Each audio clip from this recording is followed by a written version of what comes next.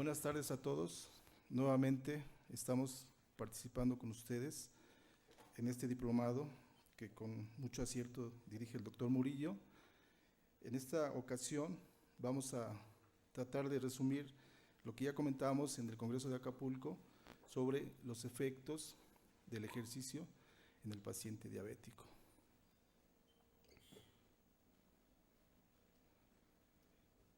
Como ustedes saben, el metabolismo energético en la célula muscular tiene los sustratos importantes como son los carbohidratos. En el paciente diabético, el estado de hiperglicemia muchas veces provoca lo que comentábamos, el estrés oxidativo en el paciente diabético. En base a eso, nosotros hemos pensado que a través de cargas apropiadas de esfuerzo físico podemos regular ese metabolismo energético. Para esto vamos a hablar un poquito sobre los mecanismos productores de energía en el cuerpo humano. Como ustedes saben, en el metabolismo energético, el órgano principal productor de energía es la mitocondria. En la mitocondria se llevan a cabo todos los procesos de producción de energía. Como pueden ver ustedes en esta gráfica, existen todas las vías metabólicas que en un momento dado nos van a producir esa energía que nosotros necesitamos. Si ven ustedes, está la beta-oxidación, ¿sí?, que a través de los ácidos grasos entra a la mitocondria y al ciclo de los ácidos tricarboxílicos. También está la glucosa, que se transforma en piruvato, entra al ácido acetil, se transforma en acetilcoenzima A y entra al ciclo de los ácidos tricarboxílicos, el famoso ciclo de Krebs. Esto es bien importante porque se ha demostrado que en el sujeto normal que hace actividad física siempre va a existir un mayor equipamiento enzimático y se ha demostrado que en la célula muscular van a existir aumento enzimático a nivel de células musculares. Esas células musculares van a optimizar la producción de energía y va a ser utilizado en todo el proceso de actividad física. De tal manera que el conocer estos detalles nos permite regular y permitir que el sujeto con problemas de salud o problemas de diabetes pueda regular todo su metabolismo a través del puro ejercicio.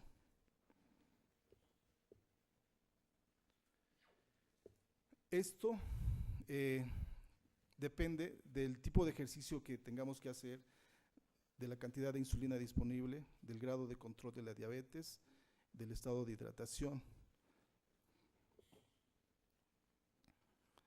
Para esto, comentábamos la vez pasada que en el sujeto que hace actividad física hay una respuesta normal al ejercicio, en donde cuando nosotros iniciamos una actividad física, lo primero que utilizamos como sustrato energético para esta actividad es la glucosa circulante. Si continuamos nosotros haciendo actividad física, después de los 15 minutos empiezan a haber fenómenos de regulación, autorregulación, y empiezan a aparecer las hormonas contrarreguladoras que van a permitir que nosotros sigamos haciendo actividad física. De tal manera que en esta gráfica podemos demostrar que a los 15 minutos nosotros vamos a iniciar con la glucosa circulante.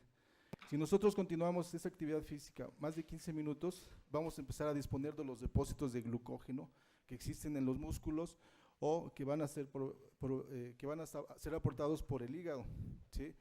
Y posteriormente, si nosotros seguimos haciendo actividad física más de 20, 30 minutos, ya los sustratos energéticos ya no van a ser,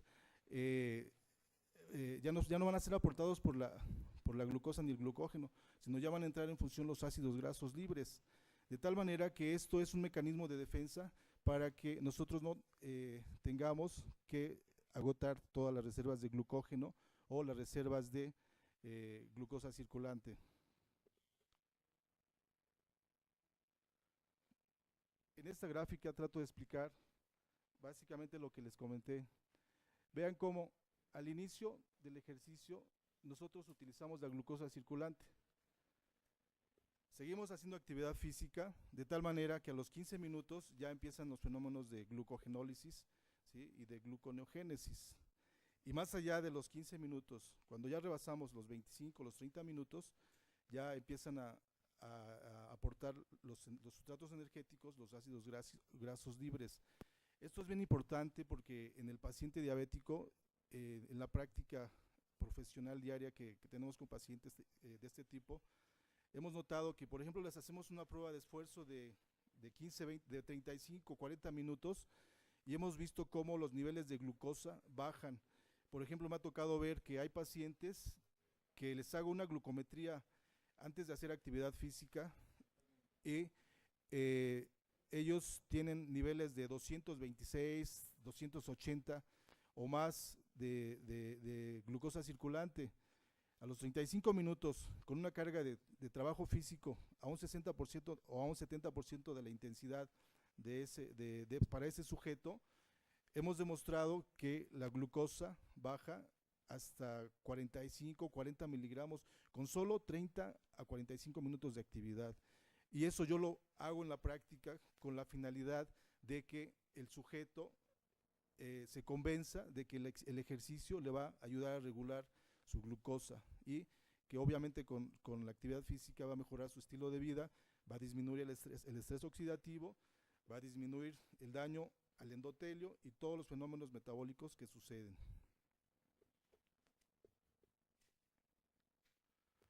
Comentábamos al principio de la charla que nosotros tenemos varios sistemas energéticos que aportan la energía para la actividad física. En el paciente diabético y en todos los pacientes no diabéticos, en el sujeto normal, tenemos el sistema aeróbico, que es uno de los principales sistemas que aportan energía, en donde vemos que es un sistema con oxígeno, ¿sí?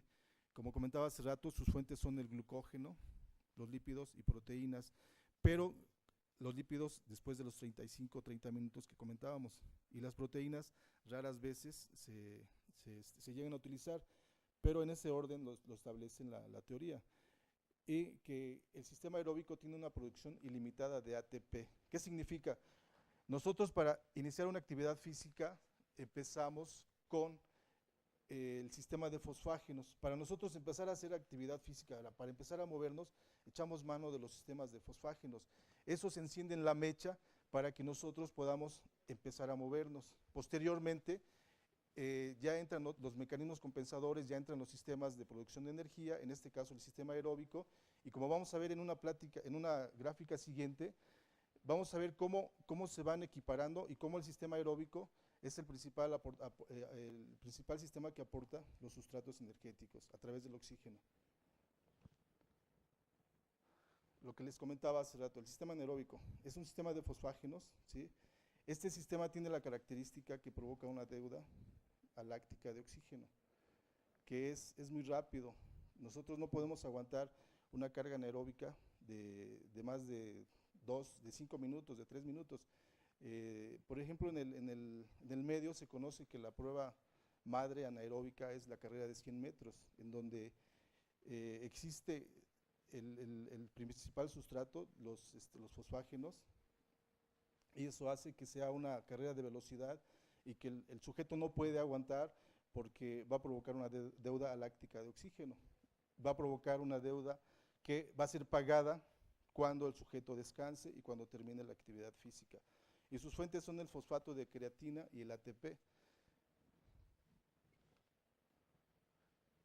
Su almacenamiento muscular es limitado porque lo que ya les comenté, el sujeto va a quemar rápido su energía y va a tener que descansar para poder recuperar esa energía. Y sobre todo se usan actividades de corta duración, lo que comentábamos, en lanzamientos, en carreras de 100 metros, de 50 metros, o en actividades de sprint o alta potencia. Existe otro sistema que es el sistema de lactato. Este es un sistema que entra en auxilio cuando los sistemas energéticos de producción de energía se empiezan a agotar, de tal manera que el organismo es capaz de reciclar ese ácido láctico que se produce, ese lactato, y lo empieza a utilizar como fuente de energía. El problema aquí es que este provoca una deuda láctica de oxígeno, ¿sí? Y que sus fuentes son el glucógeno y la glucosa, pero ya con acidez y ya con desechos metabólicos que van a impedir que el sujeto siga haciendo actividad física. Y su producción es muy limitada en ATP, se usan actividades de corta duración o de corta actividad, y es de 1 a 3 minutos de duración más o menos lo que dura. Esto es lo que a veces hace, por ejemplo, que nosotros, estando en casa, en el jardín o en alguna actividad que nos toque hacer el fin de semana, por ejemplo, nos provoque cansancio.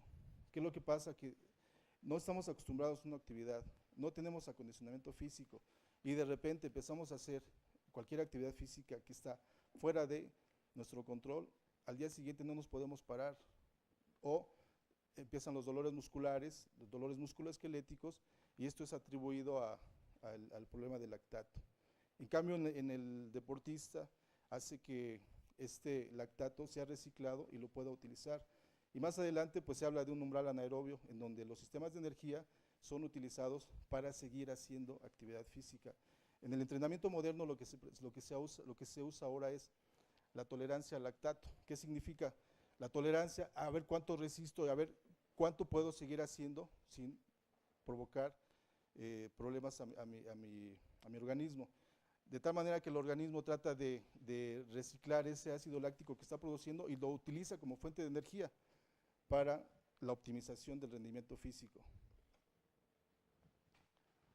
Esta gráfica me gusta mucho, esta está tomada del doctor Astran, en donde ejemplificamos o tratamos de ejemplificar los sistemas aeróbico y anaeróbico.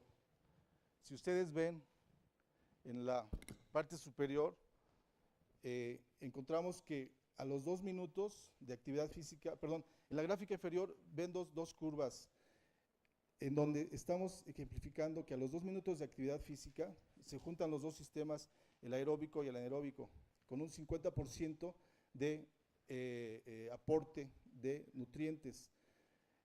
Conforme va pasando el tiempo en que hacemos actividad física, el sistema aeróbico va despegando, en cambio el sistema aeróbico va bajando, va declinando, de tal manera que no somos capaces de aguantar más de 10 minutos con el sistema anaeróbico. Esto es importante porque en el sistema que tratamos de ejemplificar del aeróbico, nos sirve para que el paciente diabético queme la energía de más que tiene, esa energía que le está provocando daño. De tal manera que si un sujeto corre de 30 a 45 minutos, ya va a quemar más energía, va a gastar más calorías y esas calorías van a hacer que ese sujeto vaya optimizando su metabolismo de carbohidratos. Por ejemplo, vean, a los 10 minutos en el sistema aeróbico hay un aporte calórico de 35 calorías y un porcentaje de capacidad de oxígeno de 15%. Y en esa misma actividad, a los 10 minutos, ya en el sistema aeróbico, hay un gasto calórico de 250 calorías, ¿sí?, con una capacidad de oxígeno del 85 al 90%. A los 30 minutos, igual, hay un aporte calórico de 30 calorías con una capacidad de oxígeno de 5 minutos. ¿Qué significa esto? Que si nosotros eficientamos nuestro sistema cardiovascular, vamos a poder hacer más actividad física, más tiempo con el sistema aeróbico, ¿sí?, y vamos, por lo tanto, a quemar más calorías. A los 60 minutos, vean en la gráfica cómo se están quemando aproximadamente 1.300 calorías y ya estamos utilizando entre un 95 y un 98% de nuestra capacidad máxima aeróbica.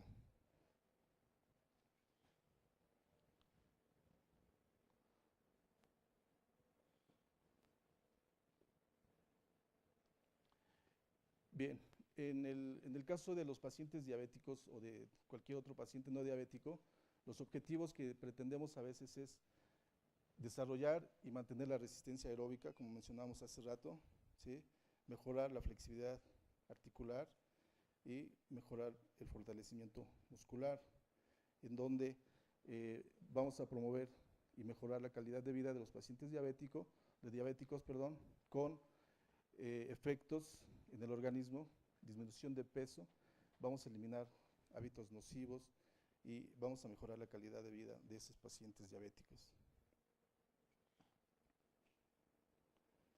Los beneficios del ejercicio. Esto es muy importante. Vean cómo con lo que les comentaba hace rato, que con cargas a veces de 35, 40 minutos, va a haber una disminución importante de la glucosa durante y después de la actividad física. Y lo que hemos notado también que ahí va a haber una disminución de la insulina basal y postprandial.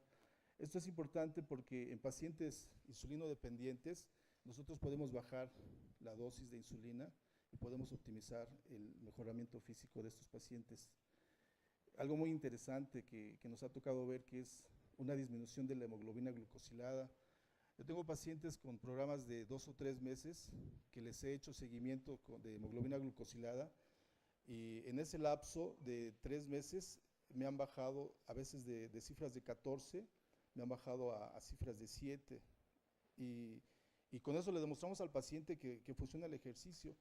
Para esto yo lo que hago es trazar metas en los pacientes. Yo platico con los pacientes, invierto un poco de tiempo y les comento lo que tienen que hacer con su actividad física, con su dieta, con el tipo de actividad que deben hacer, cuánto tiempo lo deben de hacer, la intensidad, la duración, la frecuencia, etcétera. Y les hago el monitoreo y les pongo la hoja de control, les pongo las metas. Y una de ellas, la primera que les pongo a veces, es disminuir la hemoglobina glucosilada. Y le digo, usted tiene que disminuir la hemoglobina glucosilada porque eso le está provocando daño a su organismo. Y ya les explico en qué consiste y lo entienden y se van a hacer ejercicio. Y hemos notado que con 3 meses de actividad física, estos pacientes mejoran considerablemente su hemoglobina glucosilada. Y la verdad es que no tengo a la mano ahorita los documentos para demostrarles cómo sí es posible que esa hemoglobina, nos dicen las referencias bibliográficas que se controla, y nosotros lo hemos visto y sí realmente baja la hemoglobina glucosilada. Y obviamente mejora la sensibilidad a la insulina, mejora la concentración de lípidos plasmáticos. Es una maravilla lo que hace la actividad física en este tipo de pacientes porque se apegan a su tratamiento, se les demuestra vía laboratorio, vía actividad física que han mejorado su estado de salud, y ellos anímicamente lo sienten y llegan y dicen, oye, es que me siento bien, me siento muy tranquilo, ya se me quitaron las molestias, ya estoy durmiendo bien, ya no me fatigo tanto, etcétera, etcétera. Platicaba yo con un químico la otra vez y estábamos viendo la estructura química de la hemoglobina, del grupo M, del grupo proteico, y pues yo le comentaba si esa era una de las causas por las cuales el paciente diabético se sentía con fatiga, y pues me contestó que sí, que por la glucolización de la hemoglobina, el azúcar ocupaba los lugares que tenía que ocupar el hierro, y eso disminuía su capacidad física y obviamente producía fatiga. Otro de los efectos benéficos del ejercicio es que va a disminuir los triglicéridos totales, va a disminuir las lipoproteínas de alta densidad, de baja densidad, pero disminuye el colesterol LDL y aumenta el colesterol bueno, el HDL, aumenta el gasto de energía, reduce el peso, ¿sí? Si se utiliza con un plan de alimentación, disminuye el tejido adiposo y disminuye la masa magra, mejora la hipertensión arterial. En el caso del tejido adiposo, hemos notado que, por ejemplo, el adipocito disminuye de volumen, empieza a disminuir de volumen ese adipocito, y el sujeto empieza a quemar ese exceso de energía que tiene en el adipocito y empieza a regular su metabolismo de ácidos grasos y de lípidos. Otro efecto, mejora acondicionamiento cardiovascular, ¿sí? Lo que les comentaba, aumenta la fuerza y flexibilidad muscular. Esto es bien importante, mejora la función endotelial, favoreciendo la vasodilatación. Recuerden lo que les comentábamos la otra vez del efecto que hace el óxido nítrico con los radicales libres, en donde los radicales libres en el paciente diabético, el estado hiperglicémico, provoca un estrés oxidativo y libera radicales libres. Esos radicales libres se combinan con el óxido nítrico, formando hidroxiperinitritos, que son muy tóxicos hacia el paciente diabético y que en un momento dado son los fenómenos que producen vasoconstricción y que provocan uno de los mecanismos de formación de la hipertensión arterial en el paciente diabético. Y obviamente mejora la sensación de bienestar y calidad de vida.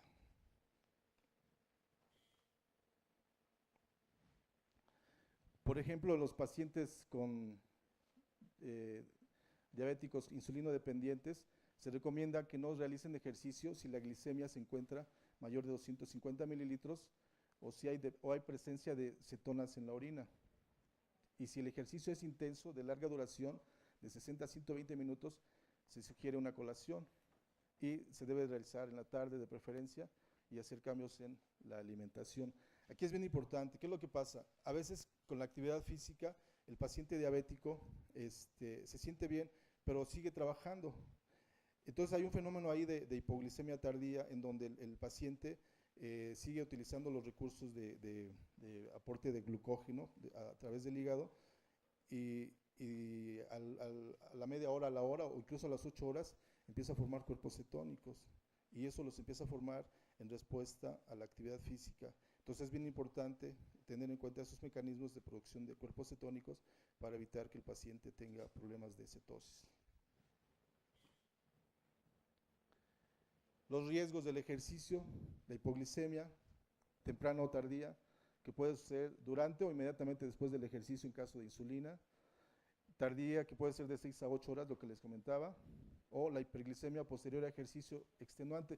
Este es un mecanismo que hace que, por ejemplo, el sujeto con diabetes siga produciendo glucógeno para aportar para el movimiento. Entonces es importante checar estos datos para no tener problemas con descompensaciones, ¿sí? Ya que puede acompañarse de cetosis en pacientes mal controlados. Se sugiere que un paciente con insulino dependiente no realice actividad física si no está en un control adecuado. Una vez que estamos controlando a ese paciente diabético, entonces ya le podemos prescribir la carga de ejercicio.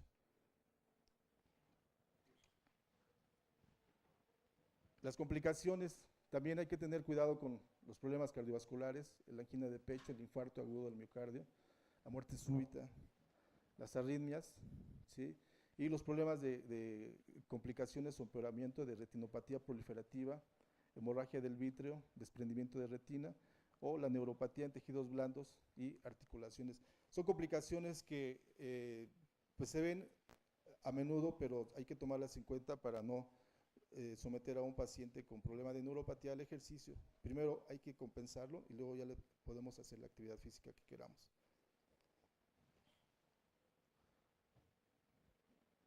Igual, hay que tener en cuenta con los problemas cardiovasculares, hay que hidratarlo adecuadamente, hay que evitar la hipotensión postural, hay que checar riñón para evitar la nefropatía, para checar a tiempo si hay una nefropatía y ver si este paciente tiene algún problema de proteinuria que nos esté indicando que hay daño renal. Y esta es la escala que se maneja de intensidad del ejercicio. Como ven, de una frecuencia cardíaca de una intensidad de 70%, se dice que es muy leve. Para eso nosotros usamos la escala de fatiga subjetiva de Bohr, en donde vemos que una intensidad de 60% pues es muy leve y una intensidad de 180 a 200 es extremadamente fuerte. Entonces esta escala nosotros la podemos usar con el paciente para indicarle cómo se siente con la actividad física. Acuérdense que el paciente que no hace ejercicio, que nunca en su vida ha hecho actividad física, siempre va a poner pretextos y va a decir, es que yo no he hecho actividad física, es que me cuesta mucho trabajo y van a poner 1000 pretextos. Entonces para eso ustedes utilicen la escala subjetiva de Bohr y díganle cómo siente la actividad física, es muy intensa, cómo la siente. Ellos van a decir que si es muy leve, muy fuerte o extremadamente fuerte.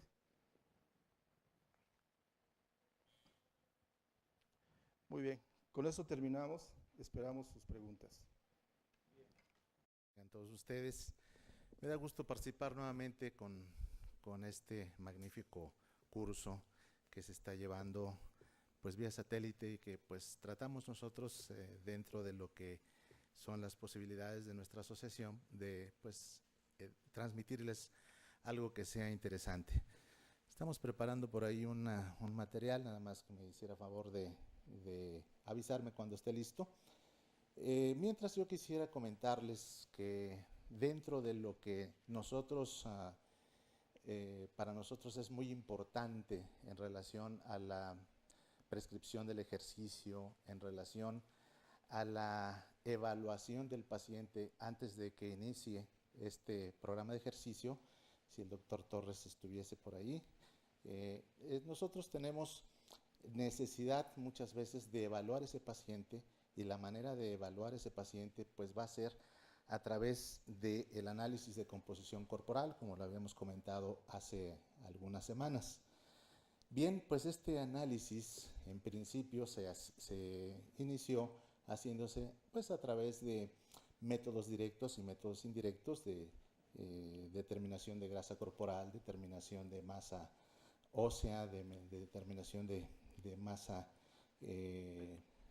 muscular, pero cada vez, así como avanza la tecnología, cada vez tenemos cosas más interesantes. Mientras yo quisiera que el doctor Torres nos hiciera favor de presentar este aparato que traemos para mostrarles y que resulta pues por demás interesante, ¿verdad? Es un instrumento extremadamente útil que nos favorece el análisis de esta composición corporal, pero aquí lo importante es que este análisis es muy objetivo, es un análisis que se hace segmentario, que se va haciendo una evaluación por segmentos de tronco, de brazos, de piernas.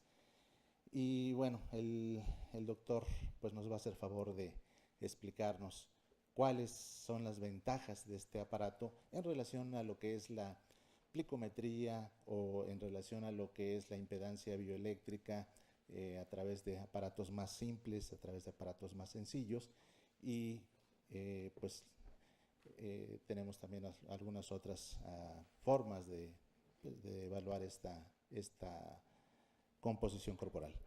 Bien, doctor, si nos hicieras favor.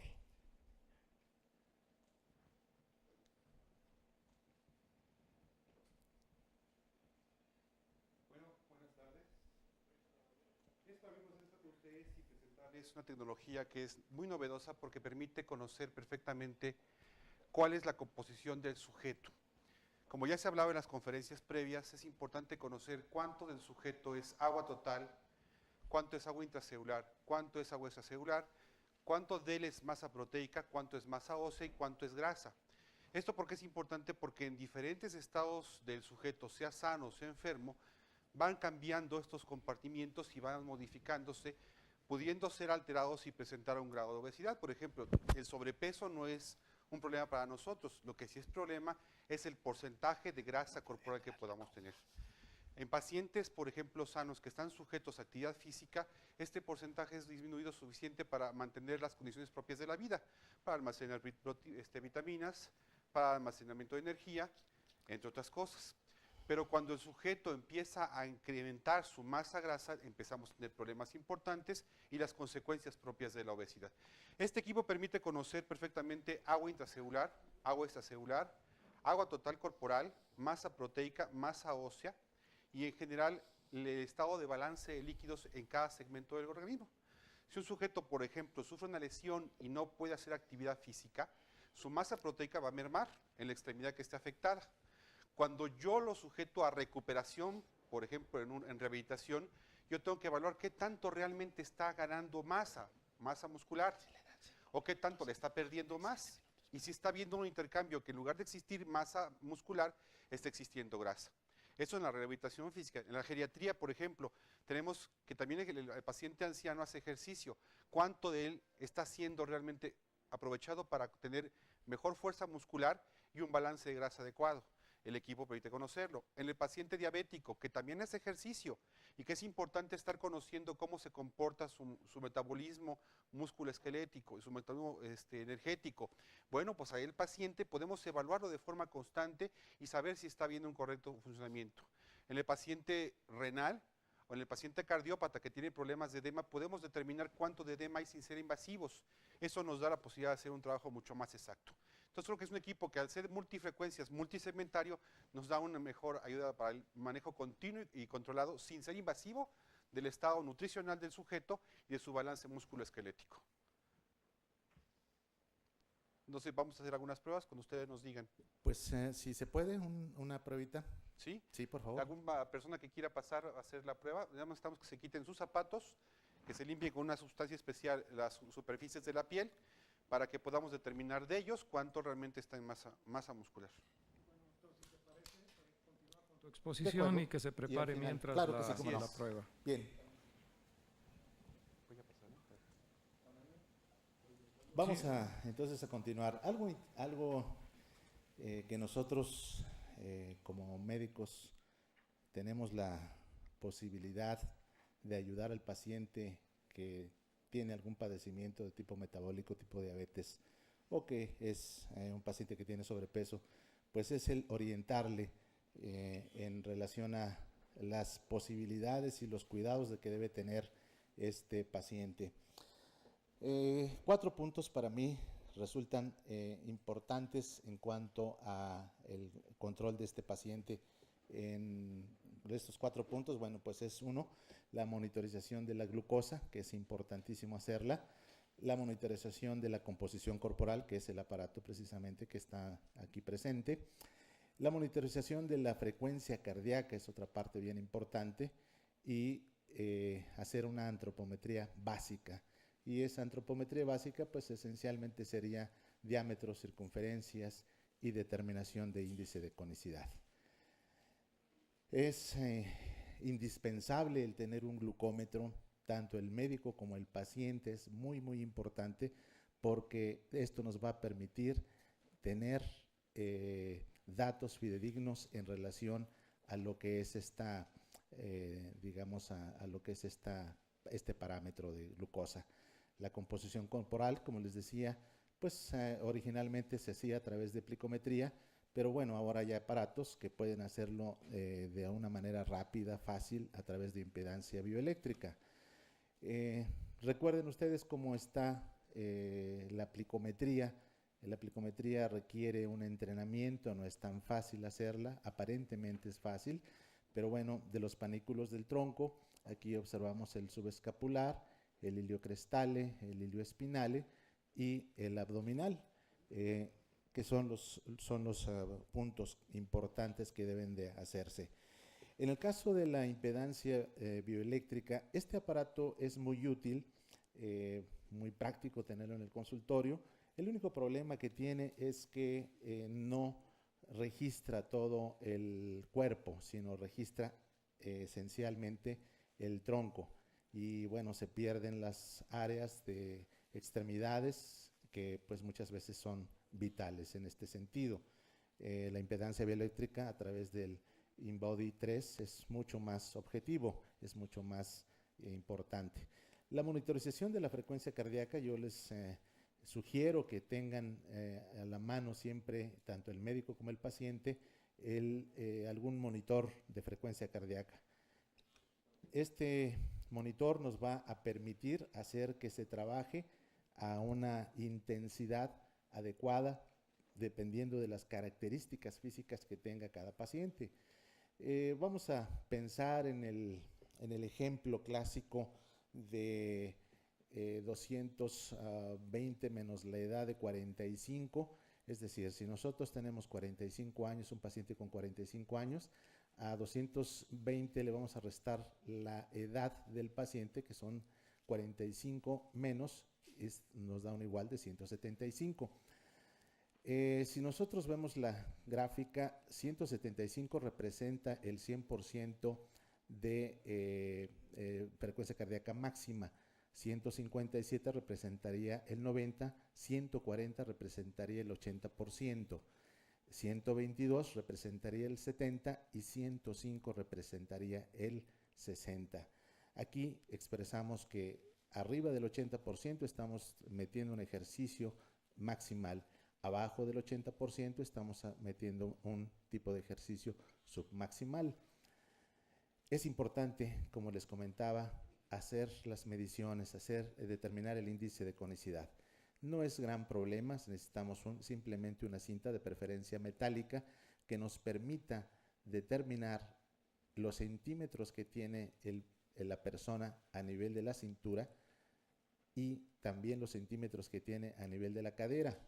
Como lo hemos mencionado, esto es importante porque así nos va a permitir determinar dónde se encuentra más el panículo adiposo, porque sabemos que cuando el panículo adiposo está más, digamos, localizado sobre el área de la cintura, está íntimamente ligado a la resistencia a la insulina. Y bueno, y también sabemos que los ácidos grasos, el aumento de ácidos grasos en el músculo inhiben la síntesis de glucógeno y también de la glucogenólisis. Veamos aquí ejemplos de lo que nos podría dar, digamos, la determinación del índice de conicidad, lo que llamamos los fenotipos androgénico y ginecoide de la ubicación del panículo adiposo. Hablamos de lo que es digamos, la imagen de tipo manzana o la obesidad androgénica, y la de tipo ginecoide, que es la imagen de pera.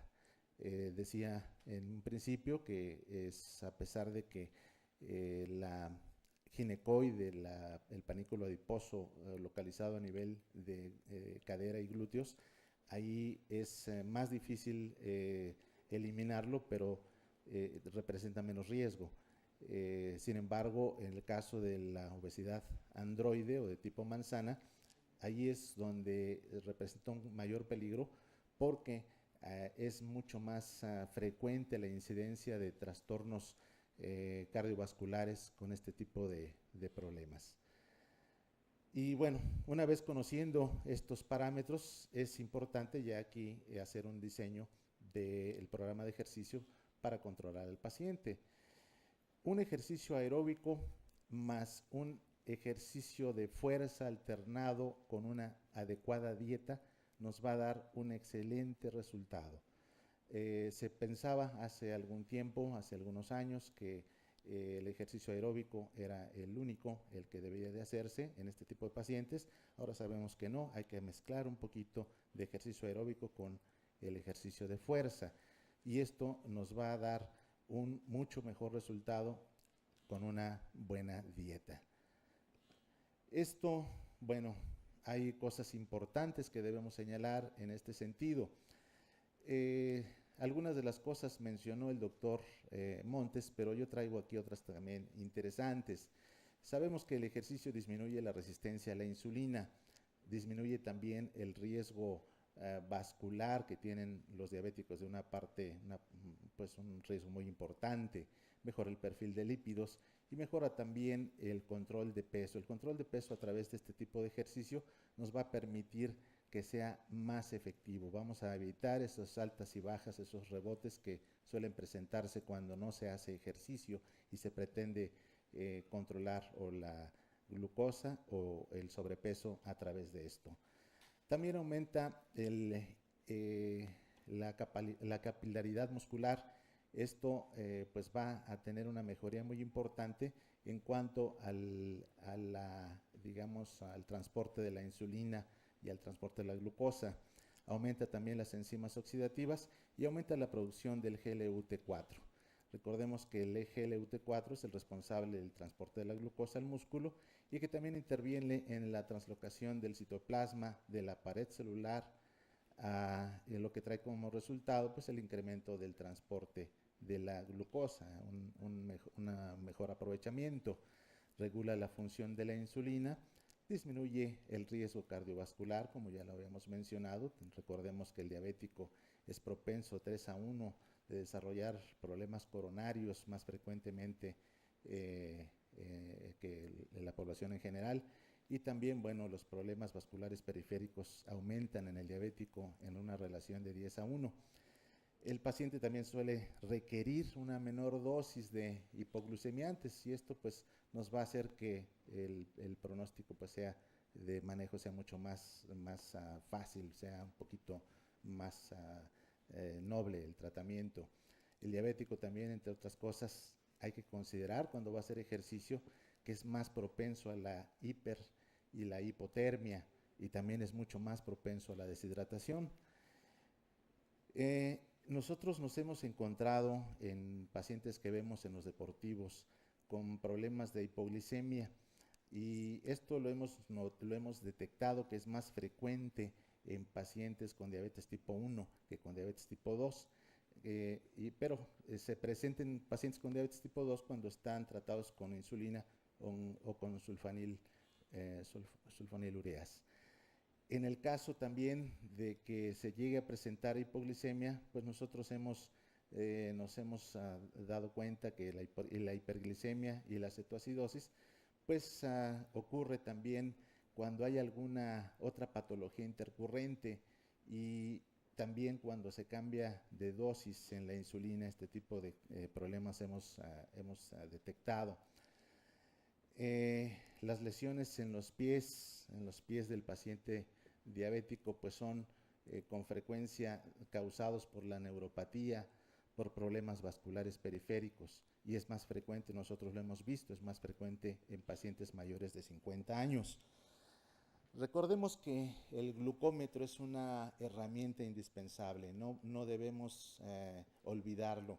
Es necesarísimo tanto para el paciente como para nosotros los médicos, para poder tener primero un control de la actividad, porque podemos saber con el glucómetro, podemos ir monitorizando cómo están sus cifras de glucosa con la misma actividad en diferentes días, o con diferentes actividades en diferentes días, o también en diferentes horas y con diferentes tipos de ejercicio. En cuanto a la dieta, bueno, no pretendo aquí darles la dieta de su paciente, ustedes la prescribirán, la dieta que sea más adecuada. Simplemente les quiero mencionar algunas consideraciones que nosotros hemos observado. Recordar que un ejercicio menor de 60 minutos puede requerir un ajuste en la ingesta de hidratos de carbono, y en general pues es recomendable que una carga de hidratos de carbono complejos de aproximadamente 15 gramos sea dada por cada 20 minutos de ejercicio moderado. Cuando por alguna circunstancia este ejercicio es moderado y se tiene esa posibilidad, pueden darse fruta o alguna ensalada, nada más que es un poquito difícil a la hora de estar haciendo ejercicio tomar este tipo de cosas.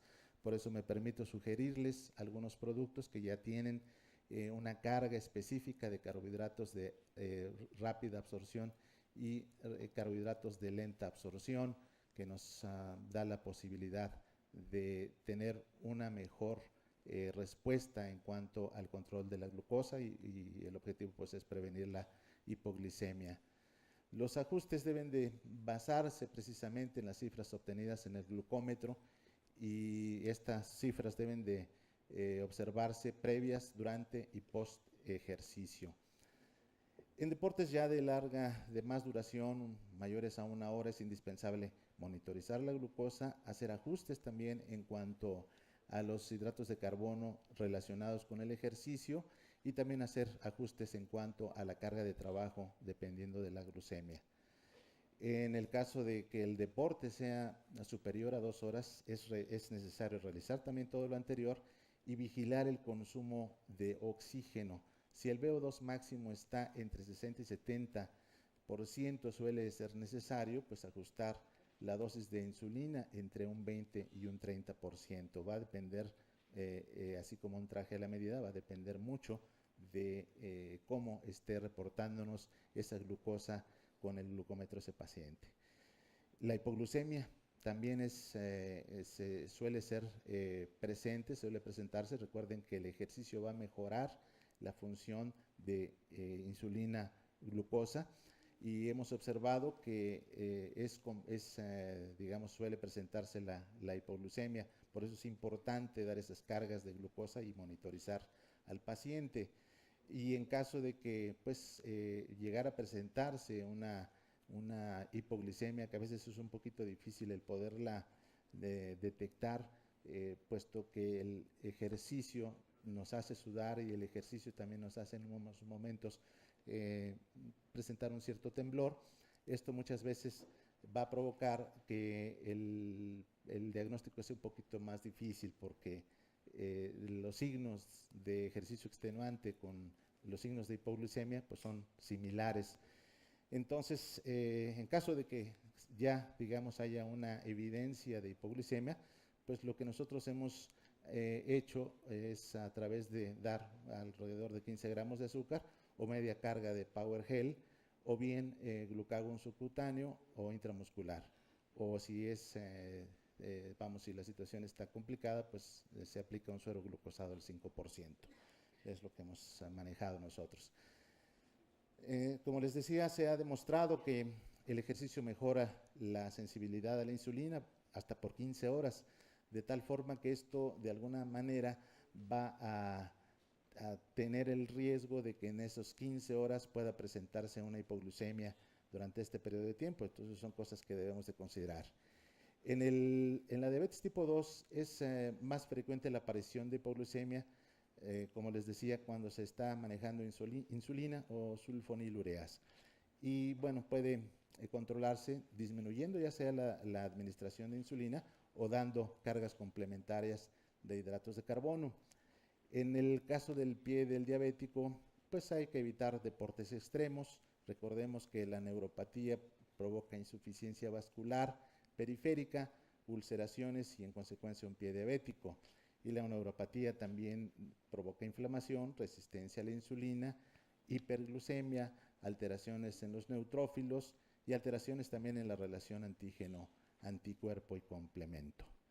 Bien, pues espero que hayamos tocado algo que sea de utilidad para ustedes, y pues vamos a darle entonces entrada al doctor Torres con un voluntario que ya aquí está para que se le determine el porcentaje, no nada más de grasa corporal, sino de otros parámetros que, como les comentábamos, son muy, muy importantes.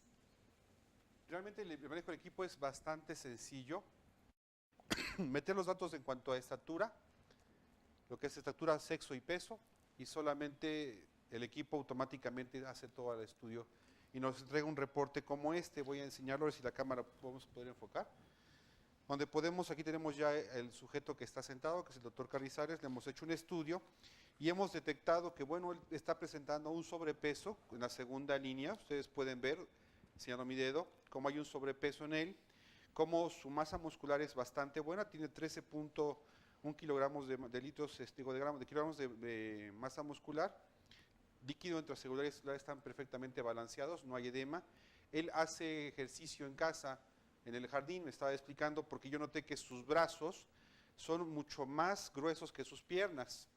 Quiere decir que el trabajo más excesivo lo hace con la parte superior del cuerpo. Y su score de ejercicio está arriba de 80.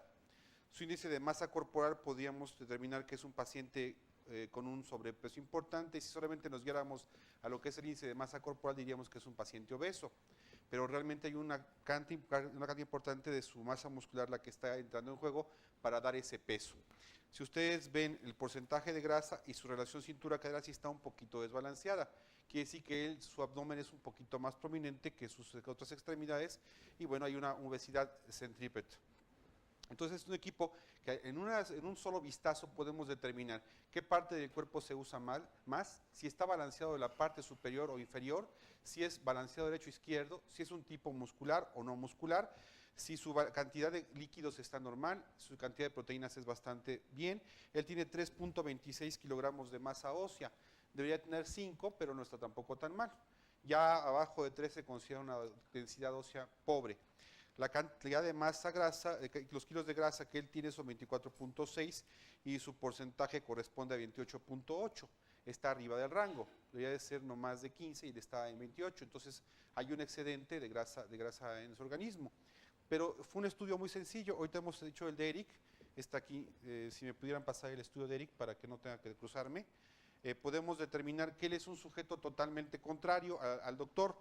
Eric es un sujeto que tiene la masa proteica de 11.6 kilos, una masa ósea de 2.57, una masa de grasa de 5.5, su porcentaje es bajo, de acuerdo a él, está bien balanceado.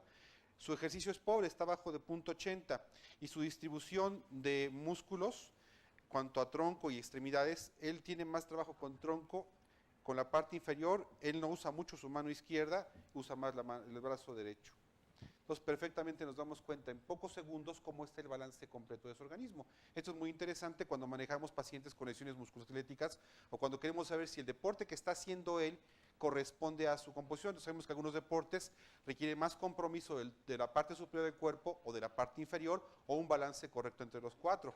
Por ejemplo, un jugador de fútbol americano tiene que tener mucha fuerza en piernas, fuerza importante a nivel de tronco, pero también tener suficiente soporte para poder lanzar el balón y buena fuerza en la mano en la que esté siendo más usada. Entonces esto me permite conocer si esto es real y sin hacer mayor medición que subirlo a un dispositivo con estos y con una exactitud muy importante. Vamos a tomar ahora a la doctora que nos está aquí acompañando para que vean qué sencillo es hacer el estudio. No sé si quieren que voltee ahorita una vez el aparato o está bien así. Sí, vamos a voltear un poquito el aparato para que lo puedan ver. Es como es importante que se vea la pantalla. Como ven aquí solamente nos está pidiendo la edad de ella. ¿Cuál es su edad? Ella la pone. Su estatura. Y luego si es hombre o mujer. Y damos enter. Luego nos dice que coloquemos los electrodos. Este equipo maneja 8 electrodos, porque es importante hacer una diferenciación de cada uno de las extremidades. Él está multiplexando la señal. Ahorita le explico a grosso modo qué es la bioimpedancia en lo que sale el estudio, para que no los interrumpa. Ella coloca sus manos en donde están los electrodos, los dedos aquí, las manos acá abajito, como está en el dibujo, perfectamente está claro. Más abajito la mano, si alcanza a agarrarla bien.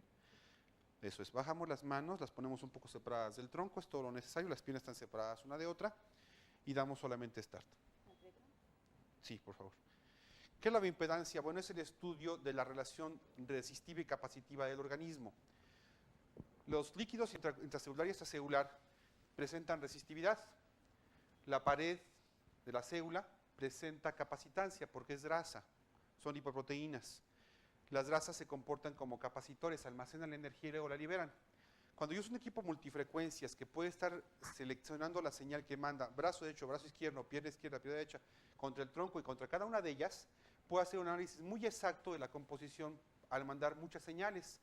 El capacitor del doctor con respecto al capacitor de Eric son muy diferentes, porque la masa grasa es mucho más grande del doctor que la de él. Si fue una sola frecuencia, con muchos equipos que hay en el mercado, yo no puedo llenar un capacitor con una sola frecuencia, necesito tener muchas señales distintas para ver cuál llena mejor su capacitor.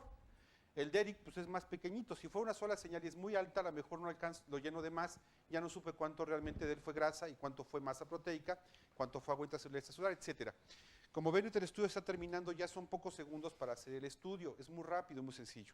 Y el equipo nos imprime, no nos tardamos arriba de 2 minutos en hacer el estudio y eso es una gran ventaja para poder hacer análisis corporal rápido. Si es un paciente que es diabético, nefrópata, etcétera, no requiere movilizaciones muy intensas, con que se pare un momento en la báscula es suficiente. Y eso es una cosa muy interesante para nosotros. Ahora vemos cómo las barras gráficas se están llenando y estamos viendo perfectamente bien cuánto de su líquido está distribuido en qué parte de su organismo. Ahí ya también podemos observar aquí nada más de primer golpe de vista que ya usa más el brazo derecho y el brazo izquierdo más que las piernas. Seguramente no hace mucho ejercicio con sus piernas, ya le preguntaremos. Ahorita vamos a pasar a otra persona para que veamos, ella es creo que modelo, vamos a ver qué tanto realmente las modelos son modelos. ¿Lista? Ya. Lo ponemos aquí, por favor.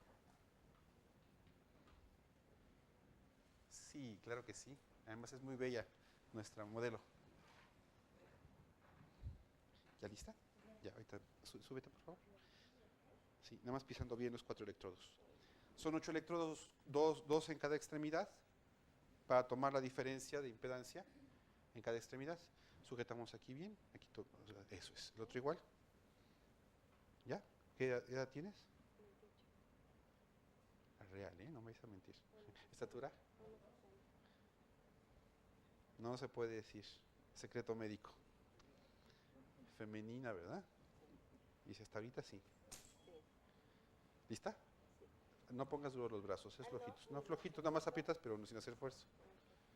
Ya, es todo. Entonces les decía, es una forma de hacer un estudio muy completo, muy sencillo y rápido. Realmente no requiere sofisticación y estos equipos realmente, si comparamos con la eficiencia, la reproducibilidad del equipo y lo que esto nos permite dar de información para manejar cualquiera de las áreas que hemos visto, geriatría, medicina interna, medicina del deporte, medicina física y rehabilitación, no es alto, es un costo de $16,000 aproximadamente, que comparado con cualquier otra tecnología pues es mucho menos invasivo, es más seguro y con mucho mayor reproducibilidad y exactitud que otros dispositivos. Entonces, a nosotros como médicos nos interesa un tipo de componente como este que nos pueda permitir hacer un trabajo profesional con el sujeto. Ahí estamos viendo las barras de cómo se va llenando la cantidad, la conformación de su comportamiento en cuanto a líquidos, grasa, músculo y calcio y la masa ósea. Entonces, estudio muy interesante en el que podemos hacer muchas cosas. No sé si tengan algunas preguntas la audiencia, me gustaría que las hiciéramos para no perder el tiempo, que es muy importante en televisión. Sí, al final vamos a...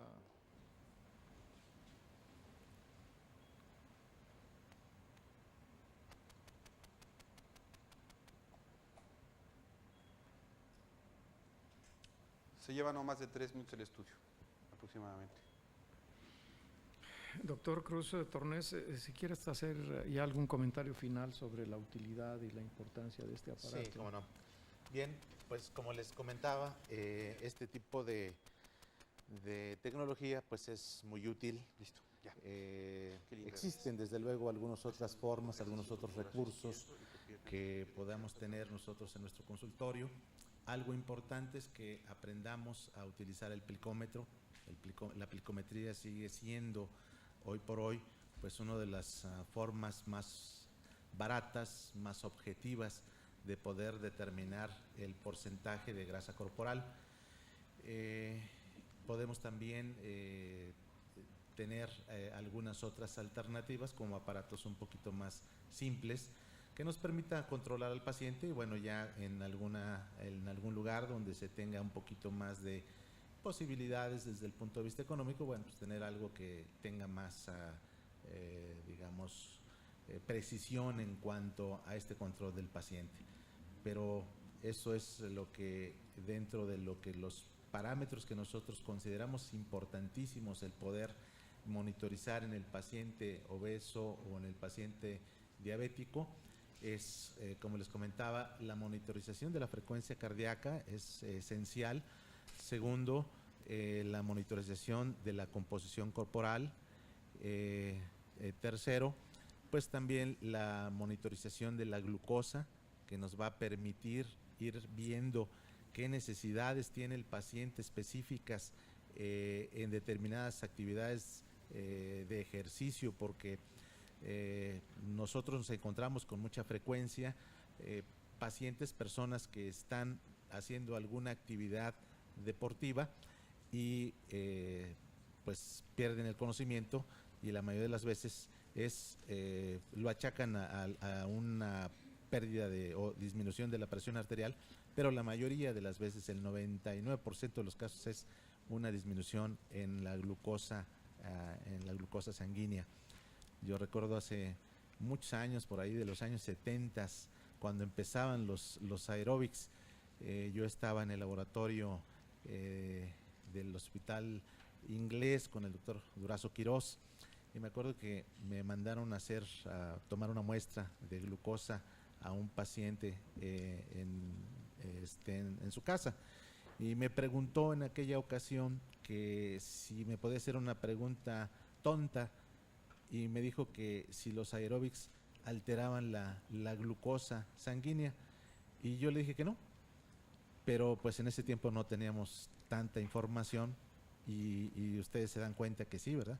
Que la actividad física, el deporte, va a traer obviamente por alteraciones en las cifras de glucosa, porque precisamente se está echando, digamos, mano de ese recurso del adenosintrifosfato, del creatinfosfato, glucosa en principio, y después glucosa en su fase láctica y en su fase lactácida, y después grasas y glucosa. Entonces sí incide de una manera muy importante. Por eso es esencial que se tengan este tipo de monitorización para el paciente que está siendo sometido a una actividad física o una actividad deportiva.